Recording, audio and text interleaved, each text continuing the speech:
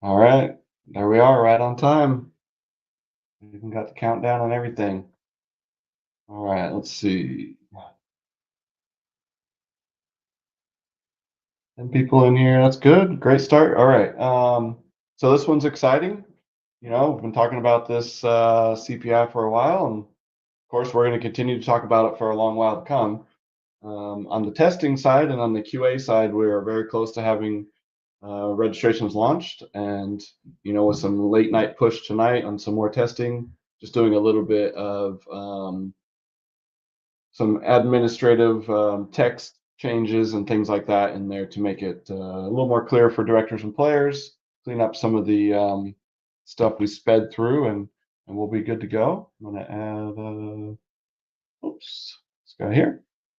All right, so for this one, I am going to just kind of walk through creating a regional registration, and then I will showcase what it looks like on the player app as well when the players go in to register. And we'll kind of look at comparing those two, how CPI fits into both, and certainly answer questions. So if you have questions, make sure you ask them throughout, and I'll come back at the end and I'll try to get answered all the questions there at the end. Um, specifically around registrations, creating them, regionals, and then players registering. All right, so first thing, obviously, this is going to look very similar to how it looked in the past with just the added CPI. So we're going to go to manage our registrations. This, of course, is on the QA side, so everything here is in test form. We're going to create a new one. So if we want to create a new regional registration today, regional CPI test event, okay.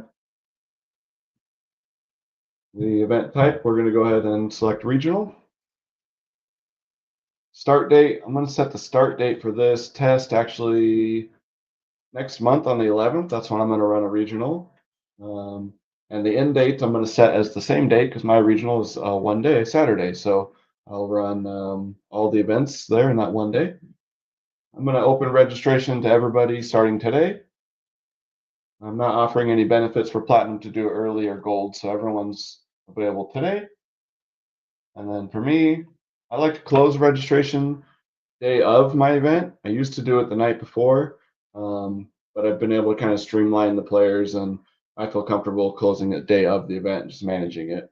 That's stuff we can talk about, especially as the season gets going. Some kind of tips and tricks to leaving a registration open while managing it in a way that people don't get into the events that already started. So definitely can talk about that. Add the location here. Got a test location. What I want to do in the directors group, as we get into next week, I'm going to be asking for directors' input and for directors to share how they are sharing their events, details wise, how they're describing those events, and we'll kind of collaborate together and get some good ideas from each other on how to describe your event. And then here we go. Just like last year, you'll pick from a drop down list. We did put some text down here below to help remind you that Tier 1 was formerly open, Tier 2 is formerly advanced, Tier 3 competitive, intermediate, and novice, just to give you a quick reminder on the director's side.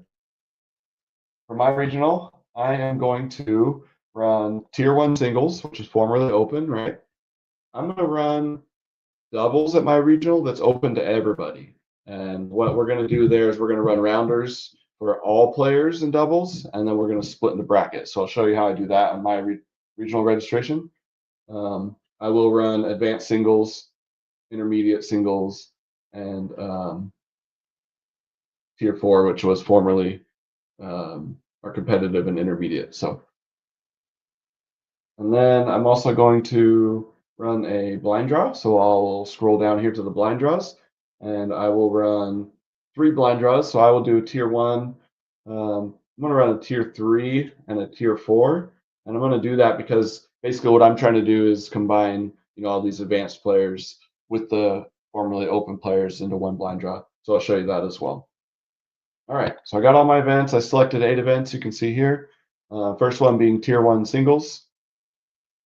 Now, for me, tier 1 singles generally try to run about a $30 member price. And now the new part here is this range. Now, this is where it's going to take some learning for directors, right? You got to try to remember kind of what the ranges look like. If you don't have the ranges, in your head, there's the button here to click the guide. That'll take you right to the guide, which would be here. So I will do that just to show you what that would look like if you're trying to do that in real time. On the guide, you can click on the sidebar here, the CPI section, and scroll right down to regional for these here. So back to the registration. Now, tier one for me, I want anyone to play tier one. It's open to everybody, and so I'm going to actually have a max CPI of 12 because tier one needs to house the best players. So we can't limit the top of tier one. I could technically limit the lower range of tier one if I wanted, but at my event today, everyone can play tier one. So anyone with a 0 CPI to 12 can sign up for tier one. I'm going to go ahead and say, 32 player max, and I'm going to click pro players allowed just in case any of those new state pros or pros are traveling in, they can play. All right. Tier one doubles. Now this one I told you, I would like to do doubles for everybody. You certainly don't have to do that, and if you don't have time, don't do it that way. But in this example here, I will just change the name.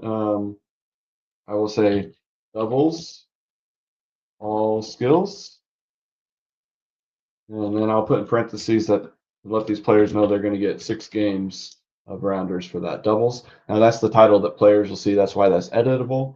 For doubles, since it's everybody and I'm giving them extra games, I'm actually going to go 70, which is $35 a player.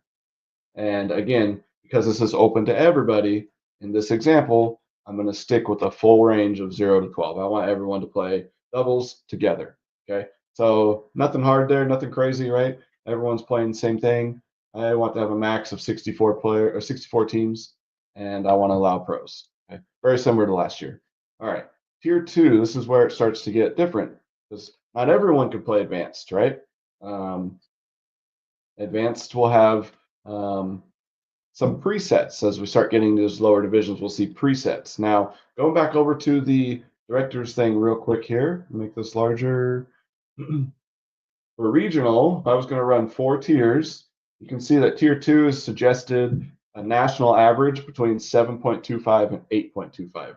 That's the advanced range there. So what you notice is when you go to tier 2, it puts you right in the middle for the max. So if I want to go all the way at the top, which I don't suggest doing at a regional, it's generally not going to be a lot of those players there.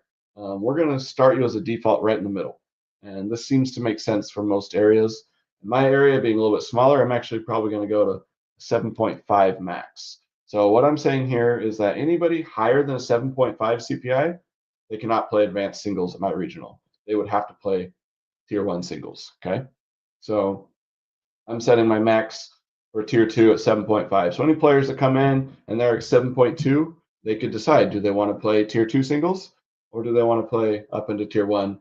But if you come in with a 7.6 CPI, I'm going to say you're not playing at tier 2 at my regional. Okay. But I want anyone to play, so below that, so I'll keep that at 0.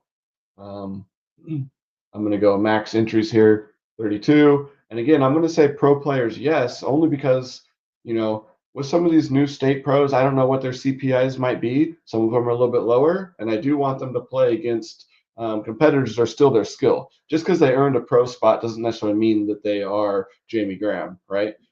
They might have a 7.2 CPI, and I think it's fair to let them play other people that have 7.2 CPIs. So I'm going to allow that. You don't have to. You can say differently your regional, but I think, commonly it's pretty fair move for that. Okay, tier 3 singles. That one, formerly competitive. I'm gonna have a lower price of $25 for that one. And then you see now the CPI range is giving me a default here at 6.75, which again is right in the middle of the national range. Okay, if your events are larger and your player base for competitive tier 3 is larger, you might look at moving it up to 7, right? Getting closer to that national number. If you're running smaller events, my regionals generally are smaller. Okay, I might look at moving it to like 6.5, and especially because if I look back at what I did for tier 2, right, I did 7.5, and I don't want that gap to be too small, so I just think that feels good. Now, for all of us on this call here, everyone who's not on the call is going to be learning over the next month. We have a learning curve here. We have that curve together. Okay, is 6.5 the right choice? I'm not sure. I think so. Feels right, but it's kind of a guessing game at this point, right? Um, I think the smaller your events get, the lower that number makes sense. The larger your events, the larger it makes sense. So I'm going to maybe stick right in the middle or go 6.5 for mine. Again, it's tier 3. If I have some newer players or some players with maybe a 4 CPI and they want to try playing up, I'm going to allow that. So I'm going to keep this at 0. So anyone can play 6.5 CPI and below, play tier 3. Okay, still very similar to last year, right? This one, is where I might start considering, hey, now that we're in the tier 3 range, I see you new pro over there. You might have a 6.2 CPI, but I'm going to go ahead and say you should probably just be playing up for the player's sake. And maybe I won't allow pros here, but I could. That's a choice we have to make. Now that people don't have a designed skill level in their account, CPI based, it is a little bit more accurate to how they actually play versus how they say they want to play. So you could go either way there. And then, of course, tier 4, which is formerly intermediate. This one, I'll go a little bit lower price as well. My regionals, get people involved. You can see again, the default CPI is dropping in right there in the middle of the national range. So if this is a very large event, I might go to the national range like you see at an open. At an ACL open, you would see a 6.25. For me, 5.75, 5.5 is what I'm going to test out. This one, again, 32 people, and I'm probably not doing pros here. All right, now this is where it does change, right, for blind draws. We have some history with blind draws last year and how we wanted to run them as directors, and we can bring that over to this season if you choose, or you can make some decisions. So, tier 1 blind draw. Last season, this was open. A lot of people would say last year an open blind draw, since it's maximum points, you didn't want everybody to play. You might have wanted to force some of those competitive players last year, intermediate, to play in their own blind draws, and that's okay. You could do the same here. And so you're going to see some defaults here. On my blind draw, I want people to play. I'm going to go ahead and say $20. And now you see a default at the minimum and the maximum. Okay. So because it's tier 1, it's the highest points. We have to be able to let the highest skills play. So this is just going to be a flat 12. You have to let everybody at the highest level play tier 1. Okay. But you don't have to let everyone at the lowest level play tier 1 if you don't want. And we're going to default you here at a 7.75. Now, the national number would be 8.25. We brought it down a couple ticks for regional. But you could say, hey, if you are a 7.75 to 12, you could play tier 1 blind draw. That's keeping all that group together. Now, if you don't have a lot of those players, you could say, hey, you know what? I'm going to let anyone from a 6.75 to 12 play in my tier 1. Or you just want to run one big open blind draw, that's totally fine. 0 to 12, everybody can play in that blind draw. You can say this is instead of tier 1, you could say, hey, this is open, or you could say all skill or all CPI blind draw, right? And you can let everybody play. It's totally fine. Now, what we're seeing at the lower levels, if I want to run a competitive blind draw, this is where you generally don't want to let those top end players play down, and you don't want to let those novice intermediate players from last year play up. You really want to keep that range. We've got you predetermined here with the default 6.75 to 5.75. Again, right in the middle of that national average. But in this case, you have the option to move it both ways. You can go all the way to the max on the national, or you can go to 6.25 as the minimum. Again, your choice as the director. And if you only want those tier 3 competitive players playing by themselves, give them a range. If you want anyone competitive and below to play, all the way down to 0. So, say, I only want 64 players max, and I'm not going to allow pros in that one. And I think I skipped a button here. I'm just going to do this real quick. All right, so I got everything filled out. Oh, I got tier 4 here, which I think I said this last one's intermediate. That was my fault there. That was competitive. This one's intermediate. Go ahead and it's a lower price point. Intermediate 5.75. I'm gonna let everyone below that play intermediate. 64 players, not a lot of pros. Okay, so I'm going to create this event. All right, let's see this one, my regional here, my regional CPI test event right here. And you can see I have everything here. All right, now I want to jump over to the player side, show you a little bit of what that looks like here. This is my player app. This is for a female pro player. She has a 6.25 CPI, and somehow, some way, she has 0 PPR. All right, good. She also has some money, $400. All right, sweet. Event registration is where she'll go. She's looking to sign up for the regional I just created. I have this regional CPI test, which I created right here. A little new spot on the player app is now their CPI is also put here, so it's at the top. It's also right in where they go to register, and it gives them a little note saying players can register below for events within their CPI range. CPI of 0 indicates your CPI is still being established, but you can register for events with a 0 CPI minimum. Okay, meaning if you have that open to anybody can play. Now, if they have questions about CPI, well, conveniently, this button right here takes them right to the player's guide or to the CPI section of the CPI guide. Okay, so they'll click on that and they'll go right there. What do I do if I don't have a CPI, right? Of course, in this case, I have a CPI 6.25. Let's find out what I can play. All right, well, on the player side, they're going to get to see those ranges that you selected. So I can see tier 1 singles, that's open to me. It has a range of 0 all the way to 12. So sure, I'll play tier 1. All right. I can see the doubles, all skills, 6 games. That one also 0 to 12. All right, I'll play that too. And then you can see it starts graying things out that I'm not available for. Now, because I picked tier 1, it's going to take me out of some of those lower ones. There is a way around that as a player, but let's just say, oh, I changed my mind. I'm not going to play tier 1. I'm going to go ahead and sign up for tier 3 singles because I can see tier 3 singles is 0 CPI all the way to 6.5. Okay, I'm going to play that. And then scroll down and I can see that, I created that one blind draw that's all CPI. So that's if I want to do one big blind draw, I could play in that. You can see that I'm actually not qualified for the tier 4 blind draw. That had a CPI range of 0, 5.75. So I'm not in that range. I'm a 6.25. I can't even click on it. Okay. So I'm only able to click on the events that I'm eligible for, which is a little helping hand for the player to decide. So tier 3 blind draw is what I'll play. I'm going to go ahead and calculate that. You can see because I am a diamond player, getting my discounts,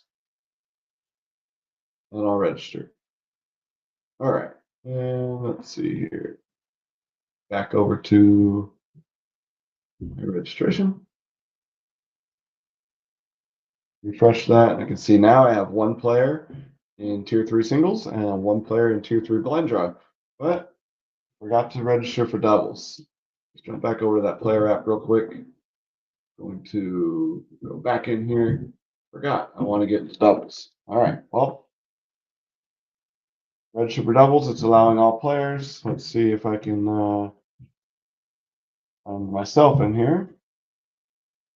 So I want to play with me. All right. One thing you don't see here, this is one thing we're still testing out tonight, is I don't see my CPI as a teammate. Okay, that will be available when we launch. It's not available in this test session tonight. However, this will say your teammate's CPI. So if there was a range for doubles that I had to fit into with my teammate, I would be able to see my teammate's range or CPI number right there to know that we fit in. But right now it says undefined. That's just temporary. All right. That. All right. Got my discount only for both those players there. Oh, that one got wrong. Let's go back here. And it still found a way to register me. So that's another QA right there. All right. So you can see my players here registered. Like I said, right? Pretty similar to last year. Not a lot's changed in the registration except for just knowing the ranges. And, we're putting you in a good spot, I feel like, with the defaults, and then judging if your event feels larger or smaller than maybe what an average regionals be. You could go up or down. And then, of course, we have the regional ranges right here in the guide at all times. Um, let's see. No questions yet. You guys got questions? Throw them in here.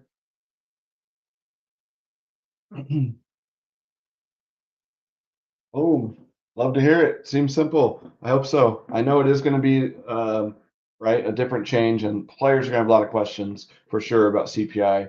Um, but I feel like it, in a way, for directors that have been around, it is going to be a simple transition. I just think there is still going to be a learning curve with what fits our area best. What suits our players best, because we want our players to feel comfortable and confident where they're playing as well. All right. Good question, Michelle. She says, so on doubles registration, will it allow you to pick a player out of range?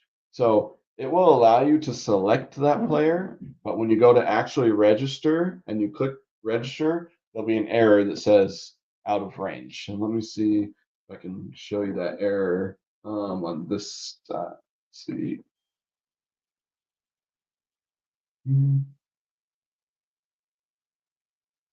Don't think I have any of these set up to where it will give me that error because I did zeros. But yes, to answer your question, Michelle, you can select the player, but you will not actually be able to register with that player. You'll get an error that simply says, your teammate is out of range for this event, and then it'll show you what that range is. Good question. All right, nice to set ranges. Yeah, I think having ranges is important on the top side specifically because we don't want everybody being able to play a tier 4 event, right? And we want to give directors some flexibility. I think having the defaults um, in the middle kind of gives you a safe starting point. So you're not coming into your regional saying, I'm running what the national opens are going to run, because I don't think that's what we should be doing in regionals either. We should be having some flexibility there, knowing our player base. One thing to bring up about knowing our player base is we do have um, some CPI research tools coming that will allow you to kind of know your player base based on your state to start in a multitude of different ways in your state. And then once we get those added to the admin portal, you'll see some different information coming away all about CPI and teaching directors who's in their area, who's in their state, and you know, Jason says, yep, last year ran open and competitive. You can do that again. At regionals, we do want you to at least offer 3 divisions. That could be tier 1, tier 3, and tier 4. But I know better than anybody that those may not fill up and you may need to combine them. Totally fine. You can still do that this season. If you don't have enough people sign up for a lower division and you need to combine them up, definitely an option. But at least try to offer 3, and that way players feel if they are new, they at least can try to sign up. Tommy, if you pick singles tier 2 as a player, would it gray out the other singles so you can't register for multiple singles? I think it may do that, Tommy. Let's test this out here. Again, if I pick tier 2, yes, it grays out tier 3. So ideally, that's going to help us avoid that player that comes into a regional and they want to try to play up, and then they play up, win a couple games, and all of a sudden they have some time left and they want to play in your lower division, and that can really upset some of those lower players. It's not to say that they can't do that, but this initial registration screen will grade out. If they want to come in and register a second time, it would allow them. Or if you as the director want to come in and register them, you could allow that as well. But we don't want them just signing up for every single event at once and then coming to your regional and causing refunds and other things. But good question.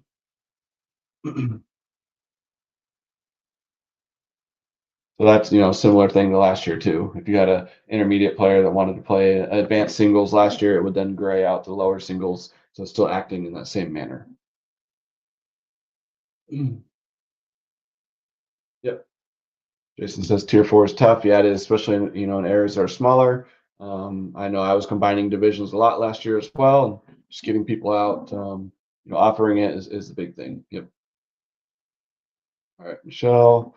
New to regional director. So, do you have to run singles, doubles, and blind draw in an event? Great question, Michelle. You do not. You could run a regional blind draw on a Thursday. You could run your regional singles on a Saturday, and then your regional doubles the next weekend if you wanted. So, no, they don't have to all be in one event. And technically, they don't all have to be in one registration.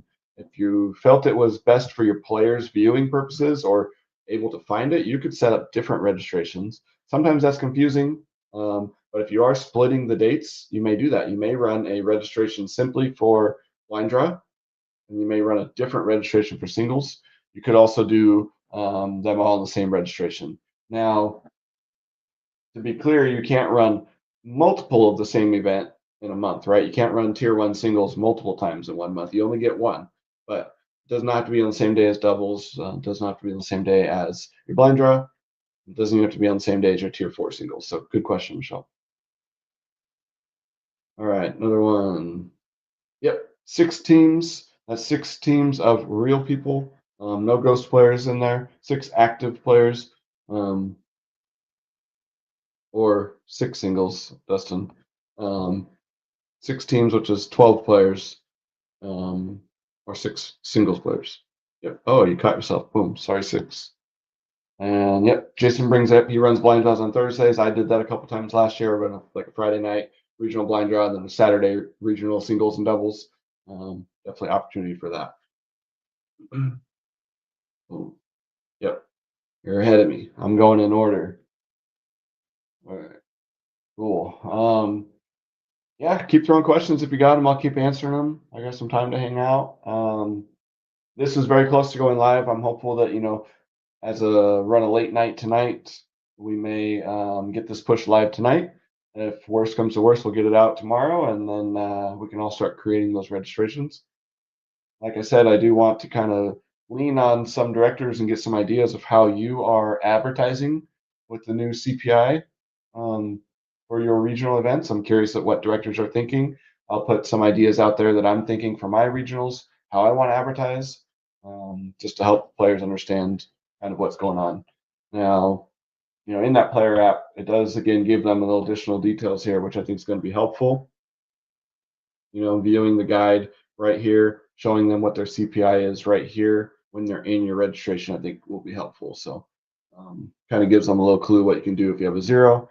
And yeah.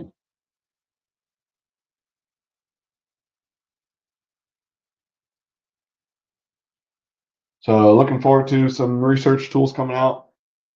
We have a lot of really good directors out there, a lot of directors that love to dig into the stats, a lot of players that love to dig into stats. And so I know all of you are on top of your game.